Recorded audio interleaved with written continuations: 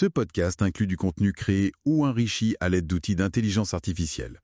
Les informations partagées sont fournies à titre strictement informatif et ne constituent ni des conseils financiers, ni des conseils d'investissement, ni des conseils juridiques.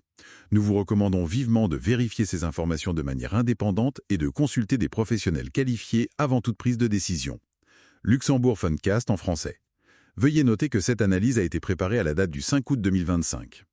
Aujourd'hui, on va s'intéresser à un sujet précis, la fin de vie d'une société au Luxembourg. Plus spécifiquement, la liquidation volontaire, quand tout va bien, quand la société est solvable. On parle des SA, SARL, SCA. Notre but, c'est un peu de démystifier ce processus. On s'appuie pour ça sur des analyses d'experts assez récentes. Et il y a 3 points clés qui nous semblent importants à retenir dès maintenant. Premièrement, il n'y a pas une, mais 2 façons de faire cette liquidation volontaire. Une classique, disons, et une plus rapide. Deuxièmement, la loi de référence, c'est celle de 1915 sur les sociétés commerciales.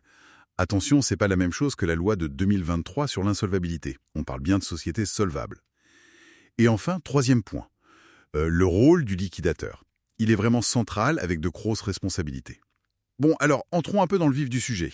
Cette fameuse loi de 1915, pourquoi elle est toujours la pierre angulaire aujourd'hui ? Ce qui est assez fascinant, c'est sa stabilité. On saisit plus d'un siècle d'existence. Ça veut dire une jurisprudence très riche, très établie. Et ça, pour des investisseurs internationaux qui utilisent le Luxembourg, ça offre une prévisibilité juridique qui est vraiment essentielle. C'est une sécurité énorme, on sait où on va. D'accord, c'est clair. Avant d'aller plus loin dans les procédures, peut-être juste préciser les termes.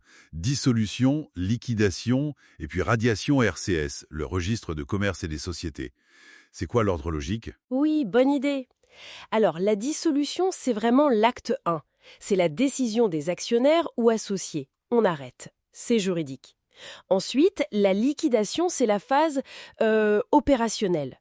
Le liquidateur prend la main, il vend ce qu'il y a à vendre, il paye les dettes. C'est le gros du travail. Et la radiation, c'est la fin administrative. On efface la société du registre RCS. Point important. Les responsabilités changent.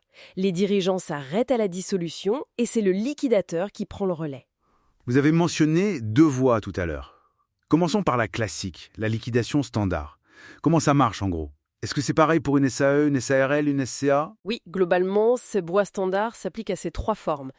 Elle se fait en, 3 grandes étapes. Étape 1, il faut une assemblée générale extraordinaire, une AG, devant notaire. C'est là qu'on décide officiellement de dissoudre et qu'on nomme le liquidateur. Étape 2, le liquidateur fait son travail, vendre les actifs, payer les créanciers. Il prépare un rapport. Puis il y a une deuxième AG, mais cette fois sans notaire, juste entre associés, pour nommer un commissaire. Lui, il va vérifier les comptes du liquidateur. Et 3e étape, le commissaire rend son rapport. Et là, dernière AG, toujours sans notaire, on approuve les rapports, on donne des charges, le fameux quitus au liquidateur et au commissaire. C'est aussi là qu'on décide comment partager ce qui reste après avoir tout payé, s'il reste quelque chose, c'est le boni de liquidation. On désigne qui garde les archives pour 5 ans, et hop, on clôture. Et cette clôture, elle est publiée au RESA, le recueil électronique des sociétés et associations. 5 ans pour les archives, ça m'amène à une notion que j'ai vue, la survie passive. Qu'est-ce que ça veut dire concrètement ? Ah, ça c'est un point très important. C'est une protection pour les créanciers, en fait. Même si la société est radiée, on considère qu'elle survit passivement pendant 5 ans. Pourquoi ? Pour permettre à un créancier qui aurait été oublié ou dont la dette n'était pas encore certaine au moment de la clôture, de quand même pouvoir réclamer son dû. La conséquence directe, c'est que le liquidateur a une pression énorme pour être absolument certain d'avoir identifié tous les passifs, même ceux qui sont juste potentiels, avant de distribuer l'argent aux actionnaires. Sinon, c'est sa responsabilité personnelle qui peut être engagée. Oui, c'est une sacrée responsabilité. Alors, parlons de l'autre option, la voie simplifiée. C'est possible pour qui et comment ? Alors ça, c'est l'article 1101 de la loi de 1915. Mais attention, c'est très strict. Uniquement pour les sociétés avec un seul associé ou actionnaire. Pas 2, un seul. On appelle ça la dissolution-confusion. C'est beaucoup plus simple. Une seule étape chez le notaire. L'idée, c'est que tout l'actif et tout le passif de la société sont transférés d'un coup à cet associé unique. Il n'y a pas de liquidateur nommé. Donc, beaucoup plus rapide. Oui, très efficace, mais il y a un mais. L'associé unique hérite de tout, y compris de toutes les dettes, même celles qu'on ne connaissait pas forcément. Il devient personnellement responsable. Et pour cette voie express, il faut des sésames avant d'aller chez le notaire, n'est-ce pas? Des certificats. Absolument, c'est même une condition sine qua non.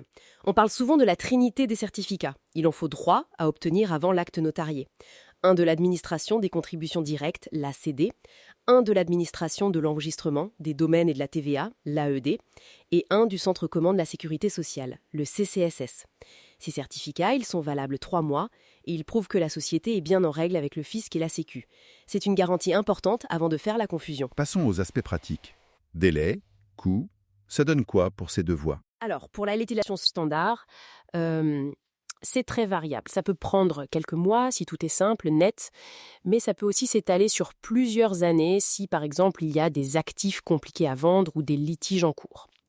La dissolution simplifiée, elle, est bien plus rapide. Le plus long, en général, c'est d'obtenir les fameux 3 certificats. Ça peut prendre quelques semaines, parfois quelques mois. Mais une fois qu'on les a, l'acte chez le notaire, c'est quasiment immédiat. Et les coûts? Il y a les frais qu'on ne peut pas éviter. Le notaire, qui a un barème officiel. Les frais de dépôt au LBR. Le Luxembourg Business Registers. Pour une radiation de SAS ou SARL, c'est de l'ordre de 106 € hors taxe, quelque chose comme ça.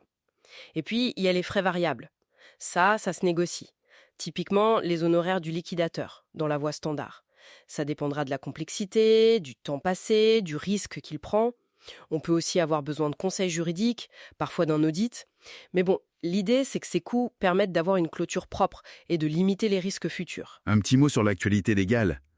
On a entendu parler de nouvelles lois en 2022 et 2023. Est-ce qu'elles changent quelque chose pour notre sujet, la liquidation volontaire d'une société solvable? C'est une bonne question, car il y a eu du mouvement.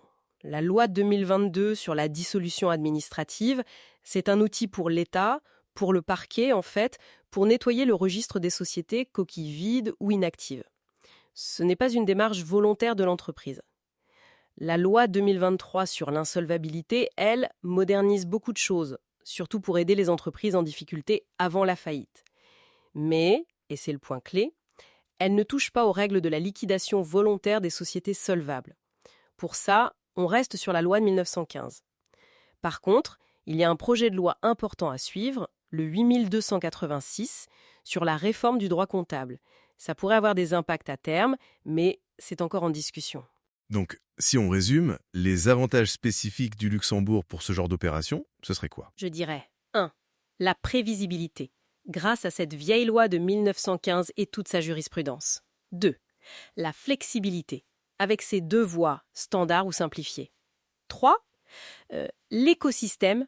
Il y a beaucoup de professionnels très compétents ici. 4. L'intégrité du processus, avec des garde-fous comme la trinité des certificats. Et 5. Une approche assez globale, je trouve, de la gestion du cycle de vie des entreprises. Parfait. Donc pour récapituler les points essentiels à garder en tête, il y a bien 2 chemins pour une liquidation volontaire solvable, la classique et la simplifiée par dissolution-confusion.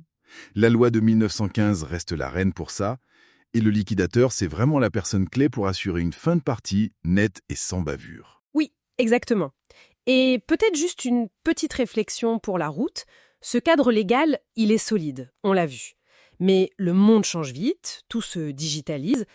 Comment est-ce que cette digitalisation et puis la future réforme comptable dont on parlait, comment tout ça va peut-être changer l'efficacité ou même les défis de ces clôtures demain? C'est une question intéressante, je trouve. Ce podcast inclut du contenu créé ou enrichi à l'aide d'outils d'intelligence artificielle. Les informations partagées sont fournies à titre strictement informatif et ne constituent ni des conseils financiers, ni des conseils d'investissement, ni des conseils juridiques. Nous vous recommandons vivement de vérifier ces informations de manière indépendante et de consulter des professionnels qualifiés avant toute prise de décision. Pensez à liker et à vous abonner. Le Luxembourg Phonecast, en version française.